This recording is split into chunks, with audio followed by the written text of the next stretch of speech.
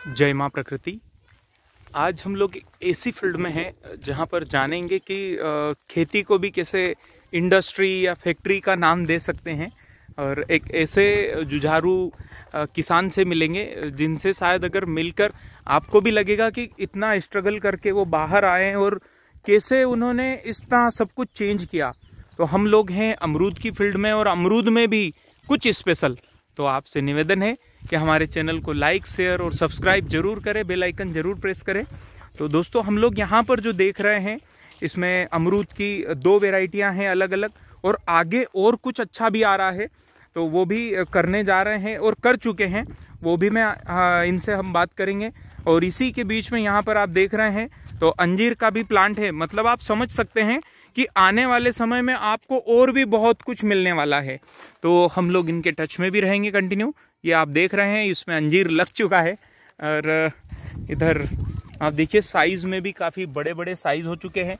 ये मुझे लग रहा है कि 1 साल का प्लांट हुआ होगा ये। हाँ, 1 साल का है और टूट गया था। तो हम लोग बात करते हैं। नमस्ते जी। हाँ, नमस्ते जी, क्या नाम है आपका? रामचंद्र पाटीदार से। कहाँ से हैं आप? मैं रजूर गांव, खरगोन जिले से, मध्य प्रदेश। जी। कितने सालों से खेती कर रहे हैं?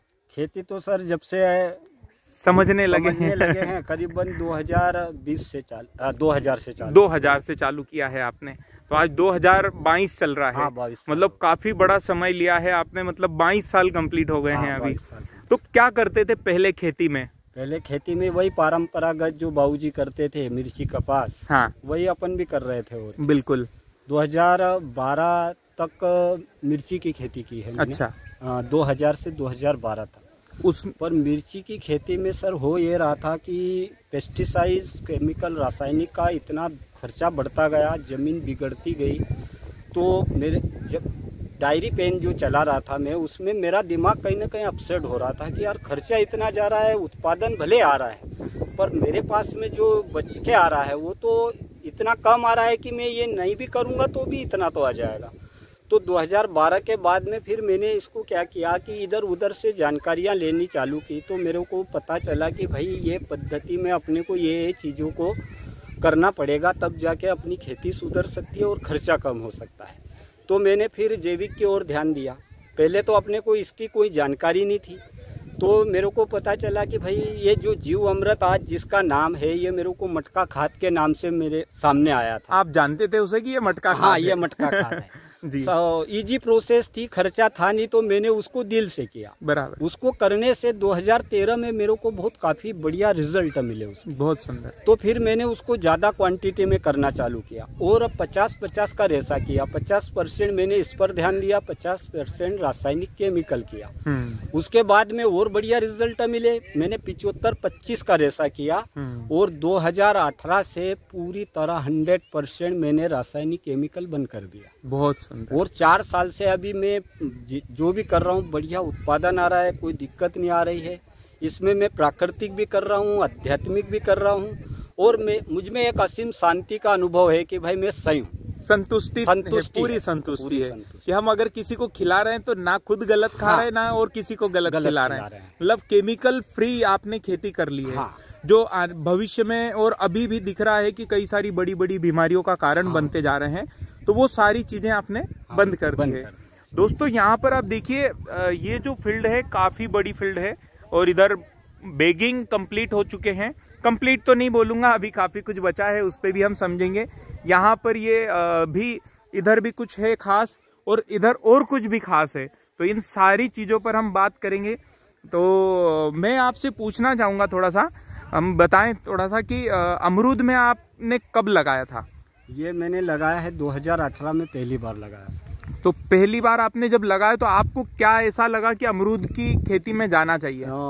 पास में इदारत पूरा है छालपा जी, वहाँ पे मेरे मामा जी है हीरालाल पाटीदार। अच्छा। उनको कहीं से एक पेपर मिला था, पेपर पे उन्होंने ये VNR BE का एक फ्रंट पे छपा हुआ था कि भाई ये खेती में इतना बेनिफिट है और ये ऐसे ऐसे मतलब की जाती है। तो वो पेपर जब उन्होंने देखा तो उनका भी दिमाग कहीं ना कहीं ठनका कि यार ये इतना उत्पादन संभव है, इतना पैसा क्या इससे बन सकता है।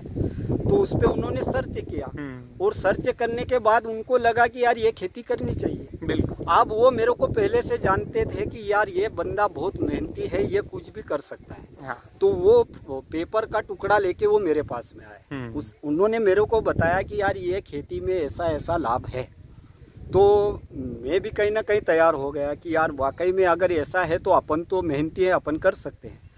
तो फिर मैं स्थिति ये थी सर, आप बात नहीं मानोगे, जब 2018 में बागवानी करने का प्लान बनाया तो पौधे लेने के पैसे नहीं थे। अच्छा। कंडीशन ये थी कि 170 रुपए का प्लांट लेने की पोजीशन नहीं अपने पास। मैंने मामा जी को बोला यार अपन ये कर तो सकते हैं पर प्लांट लाने के पैसे नहीं। बिल्कुल। तो उन्होंने मेरे को बहुत सपोर्ट किया, बोले यार तू सिर्फ तेरा मन बना, बाकी सब हो जाएगा। बिल्कुल। ऊपर वाले के भरोसे मैंने भी सोचा कि चलो यार 2 एकड़ से शुरुआत करते हैं। तो मामा जी ने सब सारे 1200 प्लांट के पौधों की व्यवस्था भी की। उन्होंने सब सारी व्यवस्था करके मेरे को प्लांट दिए, मैंने लगाया। मेरे को कोई नॉलेज नहीं था, पर यूट्यूब के माध्यम से एक जुनून था मेरे अंदर कि मेरे को सबसे बेहतर करना है। बिल्कुल। तो तन मन से मैं करता गया। 2018 में लगाया। अब अपने नॉलेज में था नहीं, तो नॉलेज में ये आया कि 18 महीने तक फसल नहीं लेना है। तो अपन ने अमरूद तोड़ तोड़ के अपन फेंकते गए, बिल्कुल, पौधा बनाते गए।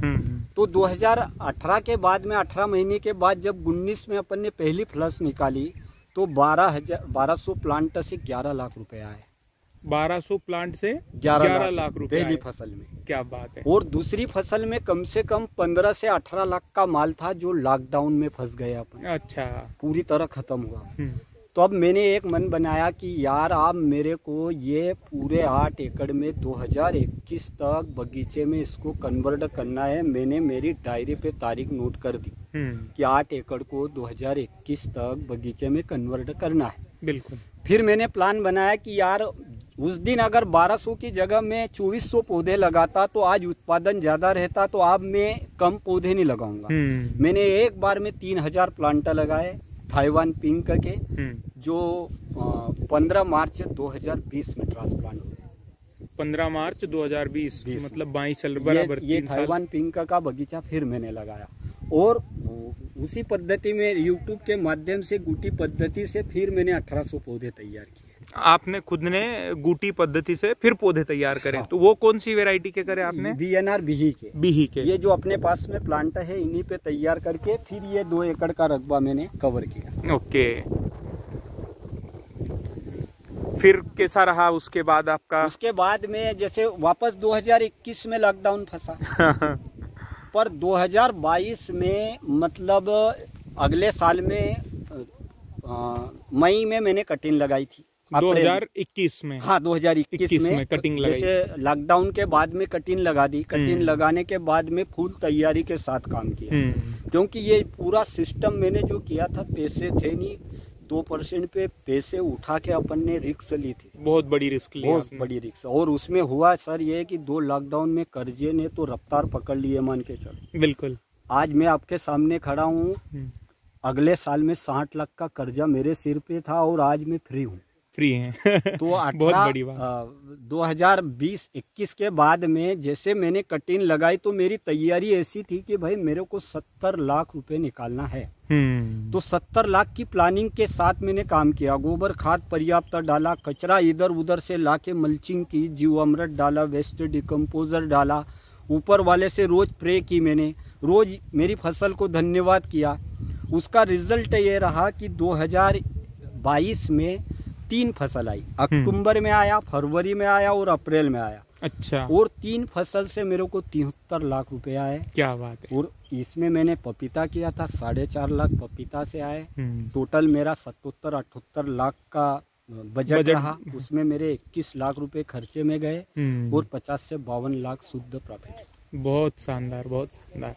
तो अब हम थोड़ा सा चलेंगे आपकी VNR की वैरायटी की ओर, जिसमें हम समझेंगे कि आप इसको कितनी बार इससे फसल लेते हैं। इससे सर फसल 3 बार भी ले सकते हैं, 2 बार तो ले ही सकते हैं, आराम से ले सकते जी। हैं अगर अच्छा मैनेजमेंट है अपना। हाँ। तो 3 फसल भी हम ले सकते हैं। अभी थोड़ा सा पहले मैं पूछूंगा कि जैसे ये जो फ्रूट अभी बहुत छोटा सा है। हाँ। इसका साइज एक अप्रोक्स क्या आ जाता होगा? इसका साइज वो अपने ऊपर है। अगर हाँ। जैसे पौधे की कैपेसिटी के हिसाब से अगर अपन ने फल रखे तो ये 1 kg 1.5 kg तक भी चला जाए। अच्छा। और कैपेसिटी से बाहर फल रख दिए तो 300 400 500 ग्राम पे भी एंड हो जाएगा। इसके अलावा आप इससे कितनी क्रॉप लेते हैं? जैसे आपने अभी बताया 3, हाँ, पर 2 लेना चाहिए। हाँ, ये आपका कहना है मिनिमम 2 ले लेना चाहिए। तो अभी जो इसमें आपने ये बेगिंग किया है, इसका क्या कारण है, क्यों करा और इसके बेनिफिट क्या है? इसके बेनिफिट तो सबसे पहले तो अगर अपन ने इसको बेगिंग कर दिया तो एक एक्सपोर्ट माल बन जाएगा। अच्छा। क्वालिटी इसमें बहुत जबरदस्त आएगी। अपन बाहर इसको एक्सपोर्ट कर सकते हैं, दिल्ली बॉम्बे मार्केट बड़ी मंडी में अपन इसको बेच सकते हैं, जहाँ से अपने को अच्छा पैसा बन जाए। दूसरा, ये बेगिंग होने से आप इसमें कोई प्रॉब्लम नहीं आएगी, ना कोई इल्ली लगेगी, ना थ्रिप्स, ना माइट्स, ना पौधे में फल में क्वालिटी जबरदस्त बनी हुई रहेगी। हाँ, बिल्कुल। तो अभी जैसे यहाँ पर इसमें भाप की कुछ बूंदे दिख रही है, हाँ, ये क्या है और इससे कोई नुकसान तो नहीं? नुकसान कुछ नहीं है। ये पन्नी के वजह से वापसीकरण इसमें होता है, जिससे फल में क्वालिटी आती है, चमक अच्छी रहती है। और ये पन्नी इंटीपोक है, इसके अंदर 3 होल है। ओके, ये आपको दिख रहे होंगे। हाँ, तो ये पानी भी बाहर आ रहा है, जो भी है वो नीचे आ जाता है, मॉइस्चर बाहर आ जाएगा।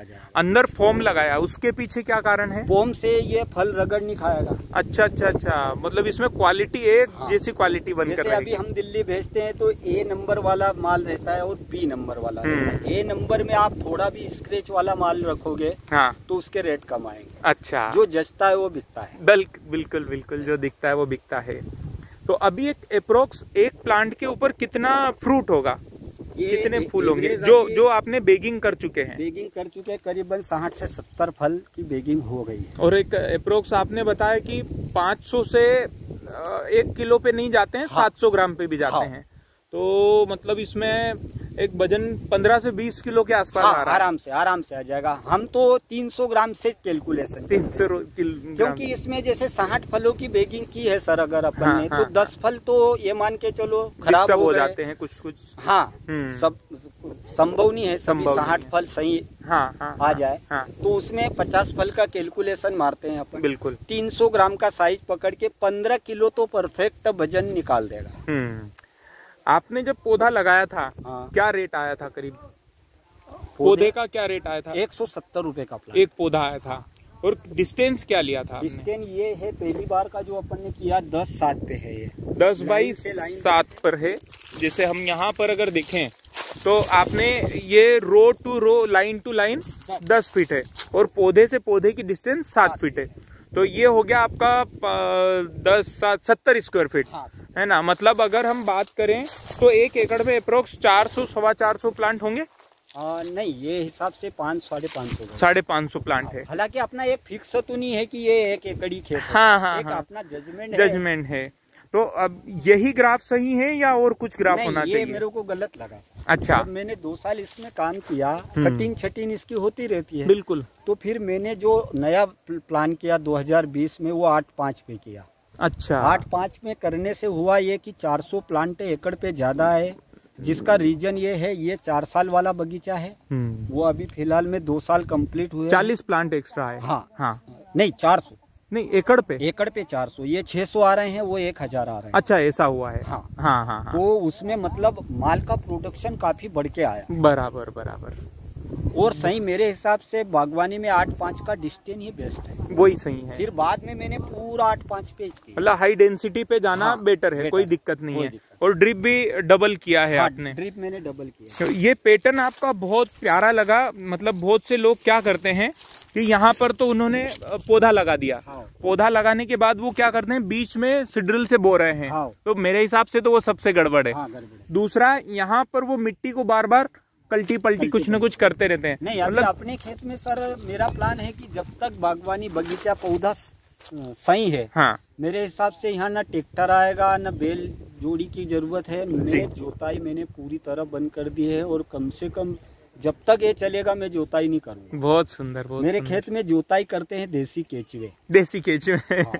बिल्कुल, वो काफी अच्छे से प्लान किया, ये अदरक लगाया हुआ। और अभी एक प्लान और कर रहा हूँ, ये जो बीच में लाइन दिख रही है, इसमें मैं हल्दी करूँगा। अच्छा, तो ये इंटर क्रॉप में अपनी 2 क्रॉप और चालू हो जाए। वो भी हम बात करें तो केवल जहाँ पर आपका ये बड़ा ग्राफ है यहीं पर या वहाँ पे भी करेंगे? सब पूरे में किया, सब पूरे में किया हुआ है। 2 कुंटल अदरक लगाया था। अच्छा। 2 का 22 कुंटल निकला। क्या बात है। 22 कुंटल मैंने पूरे 8 एकड़ में कन्वर्ट कर दिया। 2 पौधों के बीच में 4-4 गांठ लगाई थी। आज की तारीख में 250 से 300 कुंटल अदरक है। क्या बात है। मैं इसको नहीं निकाल नहीं रहा हूँ। हाँ, मेरा प्लान है मैं 2024 में ही अदरक निकालूं। मतलब ये हो सकता है सौंठ बनेगी और पावरफुल सौंठ बनेगी। कम से कम 2000 कुंटल के ऊपर जब ये जाएगा तब मैं इसको निकालूं। अच्छा अच्छा, बहुत बढ़िया। मतलब ये यहीं का ही मल्टीप्लाई होता रहेगा। बहुत शानदार। आपका ये भी एक फार्मूला काफी अच्छा लगा मिक्स क्रॉप में।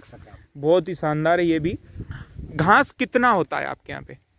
खरपतवार। हाँ, खरपतवार तो देखो सर अच्छा होता है और खरपतवार को मैं मित्र मानता हूँ। हाँ, क्योंकि खरपतवार वही उगेगा अगर अपने खेत में जिंक की कमी है। हाँ, जिस खरपतवार में जिंक पर्याप्त है उसी का जर्मिनेशन होगा।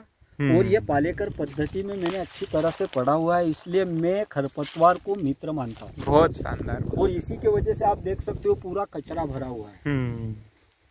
मतलब लोग क्या करते हैं कि जैसे इसकी कटिंग भी करवाई, हाँ, तो या तो उसको इकट्ठा करके आग लगा देते हैं या खेत से बाहर कर देते हैं। पर आपने पूरा विपरीत करा है। अब बहुत से एग्रोनॉमिस्ट का मानना है कि खेत में अगर कचरा रहेगा तो फंगस लगेगा, कीड़ा आएगा, पौधे को नुकसान करेगा। आप इतने सालों से कर रहे हैं तो आपका इससे रिलेटेड क्या अनुभव है? इससे रिलेटेड मेरा अनुभव ये है कि ऊपर वाले का जो सिस्टम है सर, उसने एक एक को खाने वाले बनाए हैं। हाँ। अगर शत्रु फंगस खेत में है तो मित्र फंगस उसको खाने वाली भी अपनी खेत में है। और मित्र फंगस की कॉलोनी अपने खेत में अगर अपन ने पूरी तरह डेवलप कर दी तो शत्रु फंगस अपने ऊपर कभी हावी नहीं हो सकती। और मेरा मानना है कि ऊपर वाले के सिस्टम में अगर अपन है तो कोई प्रॉब्लम अपने को डिस्टर्ब कर नहीं सकती। बहुत शानदार। इसमें जो आपने ड्रिप डाली है, हाँ, तो पूरे खेत में डबल ड्रिप डाली है, हाँ, है ना? और ड्रिप पौधे के पास में क्यों ना करते हुए दूर रखी है आपने? कुछ उसमें भी पालेकर पद्धति का सपोर्ट है। अच्छा। उसमें पालेकर जी का कहना है कि जहाँ से पौधे की छांव जा रही है, हाँ, उसके पास में पानी उठाने वाली जड़ है, भोजन ग्रहण करने वाली जड़ है। तो आप पानी को जितना दूर दोगे जड़ उसके पास पानी के साथ पहुंचेगी। तो जितनी ज्यादा रूट डेवलप होगी उतना तना डेवलप होगा और उतना पौधा डेवलप होगा। उसके हिसाब से मैंने ड्रिप को दूर किया हुआ। ये पौधा कितने साल का हो गया है आपका? ये 4 साल का हो गया। मित्रों देखिए कितनी बड़ी बात है कि कई सारी ऐसी वेराइटी होती है जिनको हम देखें तो बहुत मोटे मोटे पौधे हो जाते हैं और फ्रूट की अगर बात करें तो शायद बहुत ही कम होता है। और जिस तरह से भैया बता रहे हैं कि उन्होंने इतना सब कुछ किया है, मैं कई सारी फील्ड में होकर आया अभी, तो वहाँ पर ये सब कुछ दिखाई नहीं देता है। फ्रूट इस साल की बात करें तो एक पौधे पे मुश्किल से 4, 6, 8, 10 फ्रूट है। पर आपके यहाँ तो ऐसा लदा हुआ माल है जिसे देखकर काफी प्रसन्नता हो रही है। यकीन नहीं करोगे, हमने 2 बार की इसकी थिनिंग कर दी है। 2 बार के फ्रूट तोड़ के फेंक दिए हैं हमने। अच्छा। एक सिलेक्टेड फल रखे हैं हमने। उसमें भी आपने केवल सिलेक्टेड फल रखे हैं? और इसके बाद भी जैसे बेगिंग होती जा रही और अभी तो तोड़े होगी। अच्छा। हाँ, मतलब जो आपको लग रहा है कि ये ठीक नहीं है वो क्योंकि आपकी रूटीन में आ ही गया है कौन सा फ्रूट हटाना है, कौन सा रखना है। तो ये भी बहुत शानदार अच्छी चीजें मिलती जा रही है। और ये जैसे 4 साल का हुआ है तो अब आपने जो गुटी से पौधा बनाया, उसमें कितना टाइम हो गया है? वो 2013 महीने का 13 महीने का हुआ है। अच्छा, अभी जैसे आपने बताया कि इसमें रासायनिक या ऐसी कोई चीजें आप यूज नहीं करते हैं, तो फिर क्या करते हैं? इसमें गोबर खाद में पर्याप्त मात्रा में डालता हूँ। बहुत सारा। ये 8 एकड़ पे मेरा गोबर खाद है 90 ट्रिप। 90 ट्राली डलता है? 90 ट्राली मैंने डाला हुआ है। वो जब लगाया था तब की बात है या अभी समझ लो जून महीने में? जून महीने में हर साल जून महीने में गोबर खाद पर्याप्त मात्रा में डालते हैं। बम्पर डाल देते हैं। और कचरा तो अभी लोग मेरे को पागल भी बोलते हैं क्योंकि उनके खेत का कचरा मैं लाके मेरे खेत पे डालता हूँ। कचरे की मल्चिंग, गोबर खाद पर्याप्त, उसके बाद उसके ऊपर जीव अमृत की ड्रेचिंग, वेस्ट डिकम्पोजर भी मैं चलाता हूँ। और उसमें भी मैंने बहुत सारे प्रैक्टिकल मैंने खेत पे किए हुए हैं। जितना ज़्यादा डाला उतने ज़बरदस्त रिजल्ट मेरे को मिले। उसके बाद में दलहनी तिलहनी माइक्रो न्यूटन भी मैं बना के स्प्रे करता हूँ और महीने में 2 स्प्रे लगाता हूँ। अच्छा। 14 के दिन। उसके अलावा कोई स्प्रे। क्या बात है। इल्लियों के लिए आज तक मैंने दवाई नहीं डाली है। वो मैं पक्षियों के लिए 5 से 7 किलो तोस का भूसा रोज डालता हूँ। वो रोज खाने आते हैं। करीबन 1500 पक्षी रोज सुबह से मेरा इंतजार करते हैं। दिन भर खेत से इल्लियां बीनते हैं और खाते हैं। मतलब आपने आपके मित्र कैनोपी खूब बढ़ा ली है। बहुत सीधा सीधा गणित है सर। मैंने ऊपर वाले के आगे समर्पण कर दिया है। मैं उसके सिस्टम में हूँ, मुझे कोई तकलीफ है। बहुत सही, बहुत सही। तो अब हम थोड़ा सा चलेंगे जहाँ पर आपने गुटी से प्लांट रेडी किया, और उसमें और जो आपने लगाया था ये परचेस करके, इसमें और उसमें क्या डिफरेंस आपको लगा, और क्या उसमें बेनिफिट या ऐसा कुछ दिख रहा है अलग सा? अभी तो देखो सर, ये मतलब करीबन 13-14 महीने का प्लांट है। इसमें अभी फ्लावरिंग चालू हो गई जी। अभी उत्पादन तो समझ लो आप लेंगे इससे। हाँ। तो जो भी है रिजल्ट आप मेरे सामने आएंगे कि भाई उससे अपन ने जो प्लांट तैयार किया है इसमें कमी क्या है और सेम है कि नहीं है, ये तो अभी 12 महीने में ही पता चलेगा पूरी। हाँ वो ठीक है, पर जैसे आपने जब उसका पौधा लगाया था, हाँ कौन सा वो 4 साल पहले, हाँ वो जब लगाया था और चलने की स्पीड और वो सब जो थी वो सेम है, बल्कि ज्यादा है, क्योंकि उस दिन मेरे पास अनुभव नहीं था। आज मेरे पास अनुभव। और पहले पानी की भी कमी थी आपके पास, अब पानी भी पर्याप्त है। परमेश्वर की माँ प्रकृति की काफी अच्छी कृपा हो रही है। तो वाकई में आपका खेत देखकर भी काफी मजा आया, क्योंकि एक चीज तो इसमें देखी मैंने कि प्योर पत्थर है, मुरम है, पथरीली जमीन है, और पत्थर से सोना बना रहे हैं आप, इसको ये बोल सकते हैं। बहुत ही शानदार। दोस्तों हम थोड़ा सा अब आते हैं, वैरायटी एक चेंज होती है, जिस वैरायटी का नाम क्या है? ताइवान पिंक है। Taiwan pink. तो हम लोग अब देखेंगे ताइवान पिंक, और यहाँ पर बेगिंग कैसे होता है वो भी समझें। तो थोड़ा सा आप बताएं कि किस तरह से बेगिंग होता है। पहले फोम वाला बेगिंग, ये पहले तो सर ये फोम के, ये फल के ऊपर फोम को पहनाते हैं। अच्छा, ये ऐसे बस बिल्कुल। इसके ऊपर फिर ये पन्नी लगाते हैं। ये पन्नी आती है एंटीपोक। एंटीपोक पन्नी, बराबर।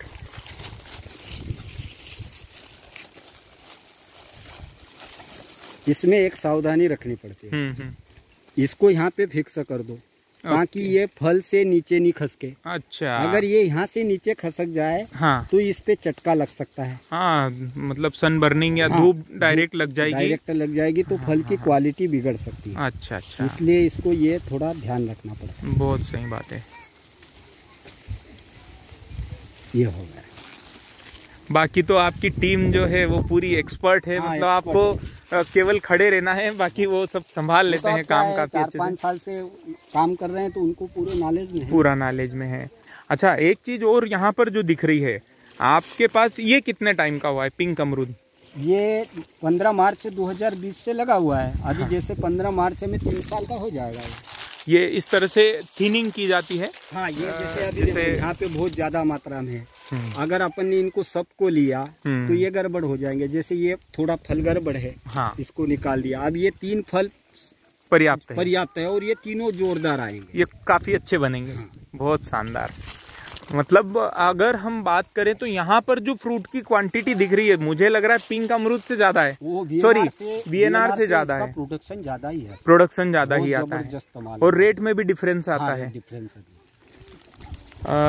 अभी तक हमने दोस्तों ये चीजें देखी, और इसके साथ साथ यहाँ पर ये फ्रूट फ्लाई के लिए है। तो ये तो कंपलसरी है। ये लगाना ही लगाना। बिल्कुल। तो बहुत शानदार। और जैसे कि अभी बताया था कि 50 से 60 ट्रॉली गोबर खाद आप डालते हैं। 90 ट्रॉली। तो वाकई में हो सकता है बहुत से लोग बोलेंगे कि ऐसा कैसे पॉसिबल है। तो यहाँ पर देखिए आप, ये पूरा गोबर खाद की लेयर बनी हुई है। मतलब मैं आपको बात करूं तो 1 इंच की लेयर ही बनी हुई है, और इसे पूरा पका दिया है केचुओं ने, और ये पूरा बना दिया है। तो बहुत शानदार पद्धति है। और ये केचुए भी यहाँ पर काफ़ी अच्छी मात्रा में बाहर आ रहे हैं, ताकि वो खाएं और कुछ और देकर जाएं, जो प्रकृति का अनुपम उपहार है। देखो ये रूट ऊपर तक आ गई। बहुत शानदार। ये पूरी लेयर कितना सॉफ्ट है एकदम। मिट्टी भी आपके यहाँ पर इतनी प्यारी मिट्टी है जिसे, जबकि पूरी पथरीली जमीन है। पथरीली जमीन है। ये इतना पोचापन तो मुश्किल का मैदान है। अच्छा, इसमें एक चीज और थोड़ा सा पूछ रहा था यहाँ पर, जैसे ये प्लांट आपने यहाँ से कटिंग किया क्या इनमें सारी चीजें? हाँ, इसमें कटिंग मैनेजमेंट बहुत तगड़ा है सर। अच्छा। और ये मैंने डॉक्टर अनिल कुमार त्यागी जी के वीडियो से बहुत कुछ सीखा है। अच्छा। इसमें कटिंग मैनेजमेंट बहुत परफेक्ट करना ही चाहिए, क्योंकि अभी देखो आप हर प्लांट को नीचे से एक से 1.25 फीट खाली सिंगल स्टंप है। हाँ, तो ये क्या है, शुरू से जैसे अपना पौधा अपन ने लगाया तो काफी सारी ब्रांचें निकलती है, तो अपने को एक ब्रांच को ऊपर लाके फिर कटिंग लगानी पड़ती है। अब जैसे ये फ्रूट में ये धारी आ रही है कुछ, वो हो जाएगी, ये फिर भर जाएगी।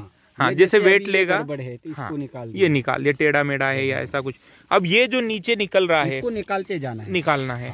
मतलब इसको तो रखना ही नहीं है। आपने एक मॉडल बताया था अभी, जैसे अमरूद है, अमरूद के बीच में आपने यहाँ पर अदरक लगाया, और अदरक के और अमरूद का ट्रायल है ये ट्रायल है आपका, है ना? तो ये भी मुझे लग रहा है कि काफी अच्छी ग्रोथ है। हाँ। अभी ये जैसे अगर अपन ने अभी तो 2 लाइनें लगाई है, अगर पूरे 8 एकड़ में अपन बीच में लाइन लगाते हैं तो इधर तो अपन डिस्टर्ब होंगे नहीं। यहाँ पे अदरक है, यहाँ पे अमरूद है, बीच में हल्दी आ जाएगी, बहुत सुंदर। तो 3 क्रॉप आ जाएगी। और सभी एक दूसरे की अपोजिट वो है, जो उसको न्यूट्रेंट लग रहे हैं वो ले लेगा। है सर, प्रकृति के अंदर प्रतिस्पर्धा नहीं है। तुम्हारे मेरे में स्वार्थ है, ये तो इंसान में है। हाँ, बाकी प्रकृति के अंदर वो केवल देना चाहती है। हाँ।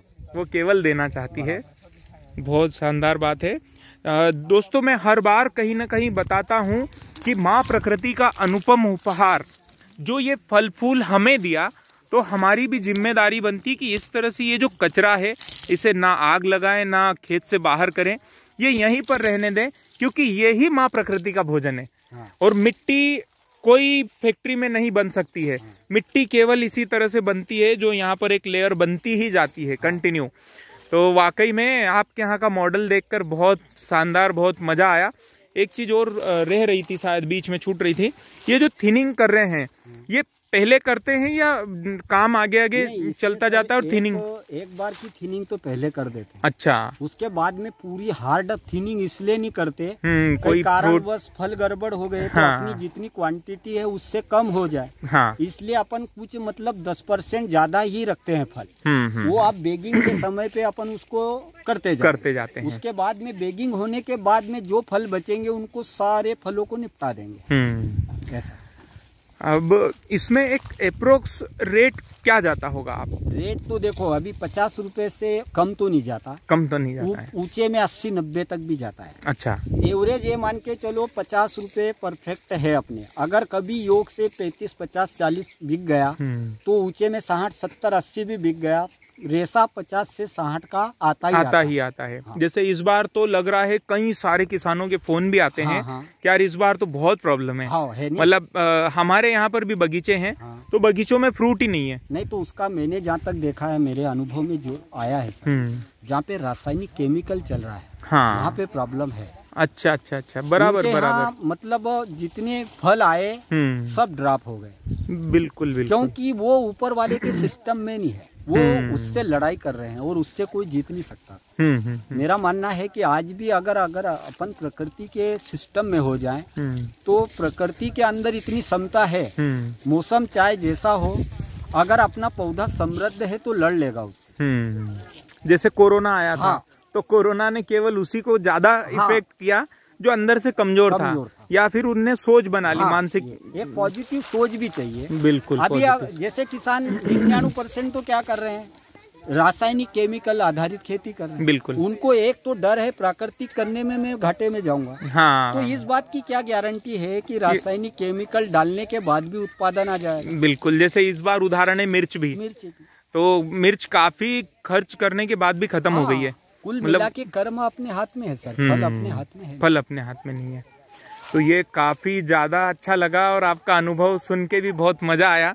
मैं भी किसान हूँ और अभी तक हम लोग खैर हम लोग भी प्राकृतिक खेती में काफी समय से उतर गए हैं। उसके पीछे एक बहुत बड़ा रीजन था कि हमारी जेब में पैसा ही नहीं था। हाँ, बराबर। वो तो सब सारी दिक्कतों का सामना करना तो माँ प्रकृति ने कहीं ना कहीं उस रास्ते पे हमें पहले ही बुला लिया कि अब संभल जाओ। अपने पास जेब में तो है नहीं, तो गाय है घर पे, तो गाय से कहीं ना कहीं जीवामृत बनाओ। वो उसके पास गौमूत्र है, गुड़ है, गुड़ हम मार्केट से थोड़ा बहुत ले लेते हैं, और गोबर है। कई सारी ऐसी चीजें, उपलब्धियां उस प्रकृति ने दी है, जिन्हें हमने भी एडॉप्ट किया, समझा कि वाकई में ये ही चीजें भविष्य है। क्योंकि रासायनिक केमिकल से तो आज उम्र इंसान की खत्म होती जा रही है, दिक्कतें बढ़ती जा रही है, समस्याएं। तो वाकई में बहुत अच्छा लगा और आपका अनुभव सुन के और ज्यादा मजा आया। पानी कितना चलाते हैं आप? पानी जैसे वापसा कंडीशन में रखता हूँ। बहुत शानदार। उसके लिए भी थोड़ा और मैं आगे पीछे हो जाऊँ, उसके लिए मैंने अभी एक ऑटोमेशन लगाया है। तो वो इसी के लिए लगाया है कि भाई जरा सी भी गलती मेरे से न हो। पानी मैनेजमेंट सबसे ज्यादा मैं मानता हूँ कि सबसे ज्यादा पानी मैनेजमेंट ही है। अगर ज्यादा पानी दिया तो पौधा डिस्टर्ब होगा, कम पानी रहा तो डिस्टर्ब। हालांकि अपने यहाँ कचरे की मल्चिंग है, वापसा कंडीशन हमेशा बनी ही रहती है। तो पानी तो मैं नहीं के बराबर उपयोग करता हूँ। मतलब आपको हर तरह से फायदा है। हाँ। अगर ठंडी ज्यादा गिरती है तो दिक्कत नहीं आएगी, वापसा कंडीशन रहेगी। अगर बारिश तेज हो जाती है तो पानी जमीन के अंदर ही डिस्चार्ज हो जाएगा, बह के निकलेगा नहीं। जबरदस्त हुई। मैंने पूरे खेत में पानी को बैंड किया हुआ है।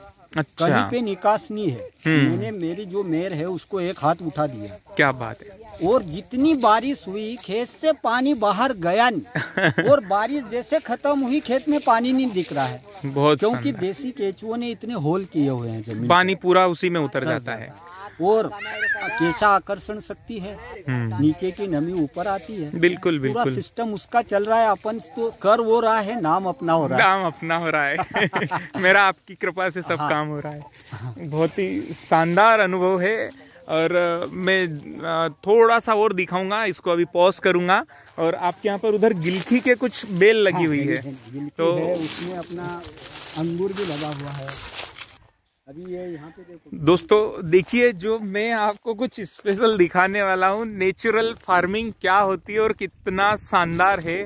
यहाँ पर देखिए एक भी स्प्रे नहीं है और ना इस पे कुछ इंसेक्ट है। और सबसे बड़ी बात, हर पत्ते पे फ्रूट लगा हुआ है। देखिए आप, ये गिलकी हर पत्ते पत्ते में गिलकी लगी हुई है। मतलब कितनी अच्छी बात है कि माँ प्रकृति से अगर हमने तालमेल बिठा लिया, सीख गए, उनका आशीर्वाद पूरा ले लिया, तो शायद हम बहुत सक्सेस हो जाएंगे। कोई प्रॉब्लम नहीं आनी है। यहाँ पर देखिए आप, कितनी शानदार गिलकी है। मतलब बहुत ही, और मुझे तो लग रहा है कि ये पूरी देसी सेगमेंट वाली गिलकी है, प्योर देसी गिलकी है। क्योंकि देसी के कुछ सिम्टम होते हैं कि वो बेल काफी बड़ी होने के बाद फ्रूट उसमें आना शुरू होते हैं। तो दोस्तों ये देखिए आप, कितना शानदार ये गिलकी का आप देखिए, ये करा निकल कर आया है ये फ्रूट वाला, और कितना शानदार है। इसमें नर फूलों की भी संख्या काफी ज्यादा होती है, तो बहुत शानदार। और यहाँ पर कुछ और भी दिख रहा है। मतलब मुझे लग रहा था कि मैं बंद करने वाला हूँ, पर ये और बढ़ता जा रहा है। तो इसमें अब आ गया है नारियल। नारियल की भी खेती आपने स्टार्ट कर दी है एमपी में। वो मैंने सिर्फ ये सोचा सर, जैसे ये अभी अपनी मेयर है, ये खाली जगह है, तो मैंने एक ये प्लान किया कि भाई आज अगर अपन नारियल का पौधा लगाएंगे तो 5 साल बाद में इसका प्रोडक्शन चालू हो जाएगा। न तो ये अपने खेत में को किसी तरह से डिस्टर्ब करेगा, ना एक्स्ट्रा जगह ले रहा है। 5 साल बाद में एक दूसरी इनकम और अपनी चालू हो जाएगी। बिल्कुल बिल्कुल। अब ये करीबन मेरे पास में 200 प्लांट है। अब जहाँ से मैंने पौधा लिया है, उनका कहने का मतलब ये है कि भाई एक पौधे से 100 से 200 फल आप ले सकते हो। ओके। 100 भी पकड़ के चलो तो 200 प्लांट है हर साल में। अच्छा खासा एक इनकम का स्रोत खड़ा हो जाएगा 5 साल बाद में। बिल्कुल। तो मैंने लगा दिया।